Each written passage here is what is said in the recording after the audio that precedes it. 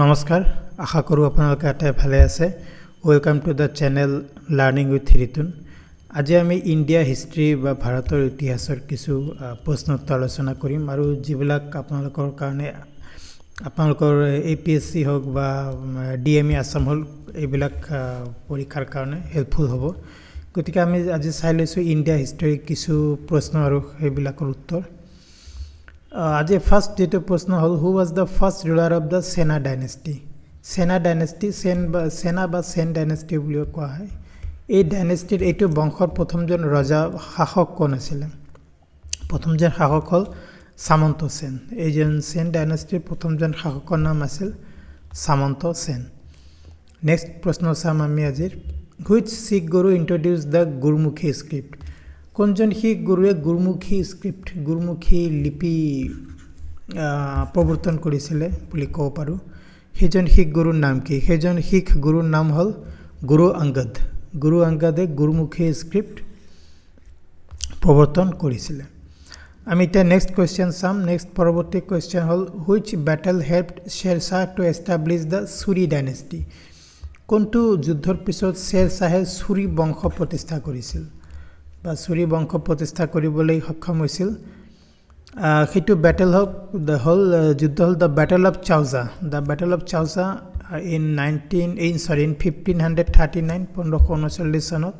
আৰু এইটো যুদ্ধ কাৰ মাজত হৈছিল বুলি যদি আপোনালোকক খোদা হয় তেতিয়াহলে আপোনালোকে ক'ব যে এইটো যুদ্ধ হৈছিল হুমায়ুন মোগল সম্ৰাট হুমায়ুন আৰু Shershah Suriৰ মাজত এইটো যুদ্ধ হৈছিল দ্য ব্যাটেল অফ চাওজা আমি এতিয়া নেক্সট কোৱেশ্চন চাম নেক্সট কোৱেশ্চন হল which king founded the Agra city কোনজন ৰজা আগ্ৰা সিটি যে আছে আগ্ৰা ইউপি তাজমহল সেই আগ্ৰা চহৰটো নিৰ্মাণ কৰিছিল বা আগ্ৰা চহৰ স্থাপন কৰিছিল আৰু সেইজন ৰজাৰ নাম হল সিকান্দাৰ লোধি সেইজন ৰজা যিজনে আগ্ৰা সিটি বা আগ্ৰা চহৰখন স্থাপনা কৰিছিল আৰু কোনটো চনত স্থাপনা কৰিছিল 1503 চনত স্থাপনা কৰিছিল নেক্সট কোৱেশ্চন চাম আমি এতিয়া which king was defeated by Mohammed Ghori in the battle of চন্দ্ৰাৱাৰৰ যেটো যুদ্ধ আছিল চন্দ্ৰাৱাৰ যুদ্ধত Mohammed Ghoriয়ে কোনজন ৰজাক পৰাভূত কৰিছিল ডিফিটেড ঘৰিয়ে পৰাভূত কৰা ৰজাজনৰ নাম হল জয়চন্দ্ৰ নামৰ ৰজাজনক Mohammed Ghoriয়ে চন্দ্ৰাৱাৰ যুদ্ধত পৰাজিত কৰিছিল নেক্সট কোৱেশ্চন চাম next question hall when was the third battle of Panipat fought পানিপথৰ তৃতীয়টো যুদ্ধ কেতিয়া হৈছিল পানিপথৰ তৃতীয় যুদ্ধ সংঘটিত হৈছিল সো পানিপথৰ তৃতীয় যুদ্ধ হোৱা সময়টো হল 1761 চনত তৃতীয়টো যুদ্ধ হৈছিল আৰু এই যুদ্ধত কাৰ মাজত হৈছিল যদি আপোনালোকক খোদা হয় তেনেহলে এই যুদ্ধ হৈছিল মাৰাঠা এম্পায়াৰ মাৰাঠা সাম্ৰাজ্য আৰু আফগান আৰ্মি আৰু আফগানিস্তানৰ সেনাৰ মাজত পানিপথৰ তৃতীয়টো যুদ্ধ হৈছিল পৰৱৰ্তী প্ৰশ্ন চাম আমি এতিয়া পৰৱৰ্তী প্ৰশ্ন হল which king built the Konark Sun temple কোণাৰ্কৰ সূৰ্য মন্দিৰ কোনজন ৰজা নিৰ্মাণ কৰি উলিয়াইছিল কোণাৰ্কৰ সূৰ্য মন্দিৰ আৰু সেইজন ৰজাৰ নাম হল নৰসিংহা I কোণাৰ্কৰ সূৰ্য মন্দিৰ উৰিষ্যাত আছে কোণাৰ্ক নৰসিংহা I হয় তেওঁৰ নাম আৰু তেওঁ কোনটো বংশৰ ৰজা আছিল বুলি যদি খোদা হয় ইষ্টাৰ্ণ গংগা ডাইনেষ্টি পূৰ্ব গংগা বংশ তেনেকুৱা ধৰণৰ কিবা নাম হ'ব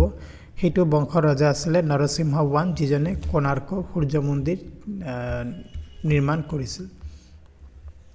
নেক্সট কোৱেশ্চন চাম আমি এতিয়া which dynasty build the Khajuraho temple খাজুৰাহৰ যি মন্দিৰ আছে সেই মন্দিৰ কোনটো বংশই নিৰ্মাণ কৰিছিল খাজুৰাহো মধ্যপ্ৰদেশ এমপিত আছে আৰু কোনটো বংশই ৰজাই তাক নিৰ্মাণ কৰিছিল বুলি যদি আপোনালোকক খোদা হয় তেনেহলে চান্দেলা বংশৰ ৰজাই খাজুৰাহৰ মন্দিৰ নিৰ্মাণ কৰিছিল পৰৱৰ্তী প্ৰশ্ন চাম আমি এতিয়া নেক্সট কোৱেশ্চন হল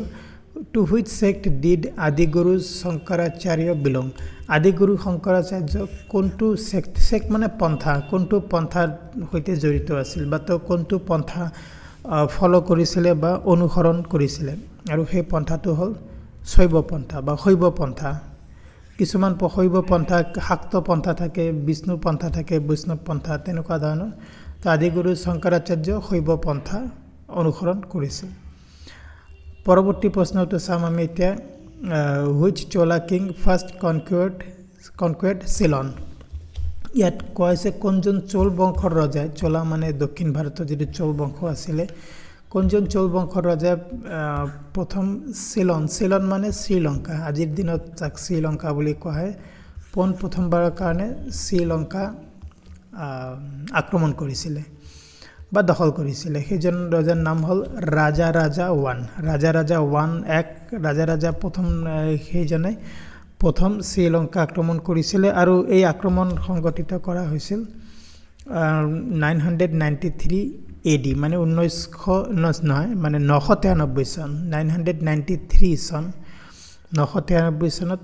এই শ্ৰীলংকা আক্ৰমণ কৰিছিল ৰাজা 1 গতিকে বন্ধুসকল এটিও আছিল আজিৰ শেষৰটো প্ৰশ্ন আপোনালোকে প্লিজ চেনেলটো সাবস্ক্ৰাইব কৰক ভিডিওটো লাইক কৰক আৰু ভিডিওটো শেয়াৰ কৰক আৰু